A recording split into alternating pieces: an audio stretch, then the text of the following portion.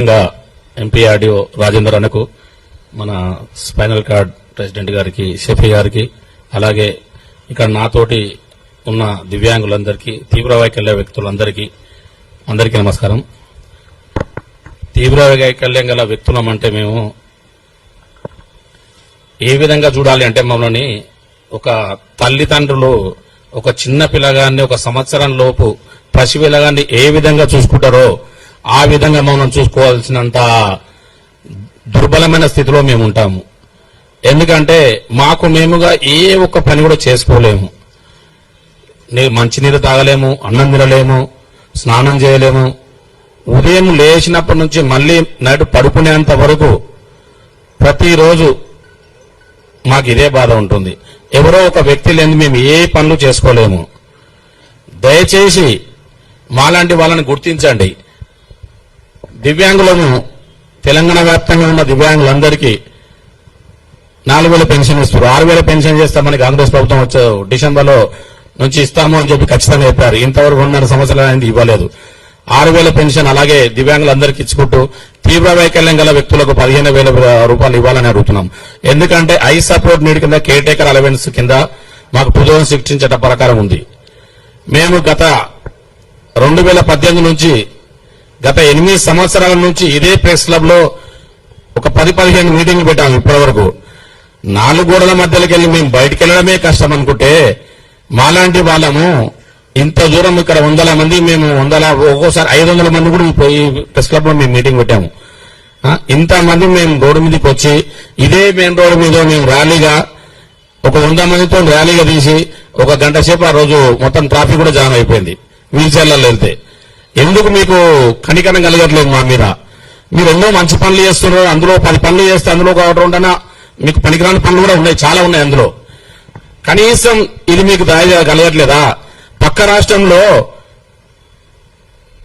ఆంధ్రప్రదేశ్ లో పవన్ కళ్యాణ్ గారిని ఒక్కసారి వెళ్ళి అక్కడ మస్కులర్ డిస్ట్రఫీ ప్రెసిడెంట్ శోభారాణి గారు అండ్ నేను పవన్ కళ్యాణ్ గారిని ఒక్కసారి వెళ్ళి కలిశాము.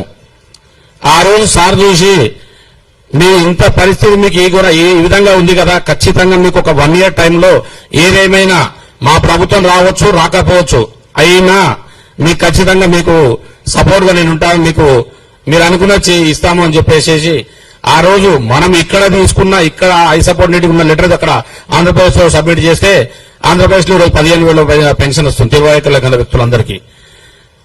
అంటే ఇక్కడ మన దగ్గర ఎవరు పవన్ కళ్యాణ్ లాంటి మనుషులు ఎవరు లేరా? రేవంత్ రెడ్డి గారు మీకు కనబడట్లేదా? దయచేసి ఒకసారి చూడండి. అంటే ఆయన పవన్ కళ్యాణ్ గారికే మనసు ఉంది, మీకు మనసు లేదా? ఎవరికి?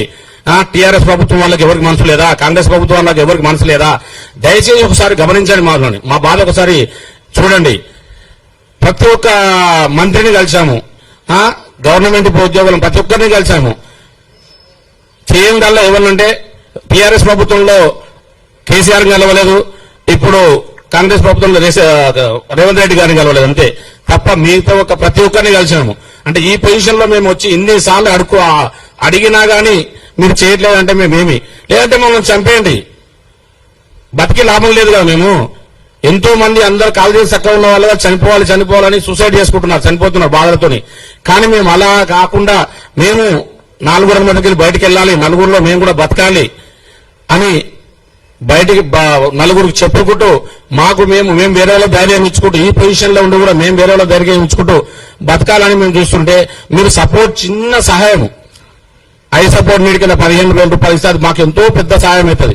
అది ఎందుకోసం అడుగుతున్నామంటే, ఇంట్లో తల్లిదండ్రులు ఇద్దరు ఉండి మాకు పని చేయలేరు, ఖచ్చితంగా వాళ్ళు పనికోతే తప్ప ఇల్లు గొడవ చాలా మంది ఉన్నాం. కాబట్టి వాళ్ళు పనికోకుండా ఇంటికాడ చూసుకోవాలి అంటే ఒక కేర్ టేకర్ ఉండాలి. కాబట్టి ఒక 15,000 రూపాయలు వస్తే వాళ్ళ కనీసం ఇంటి ఖర్చునే వెళ్తుంది, మెడికల్ ఖర్చులు వెళ్తాయి.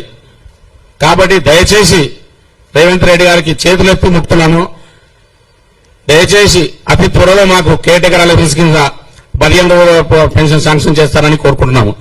జై హింద్. అందరికీ నమస్కారం. ముఖ్యంగా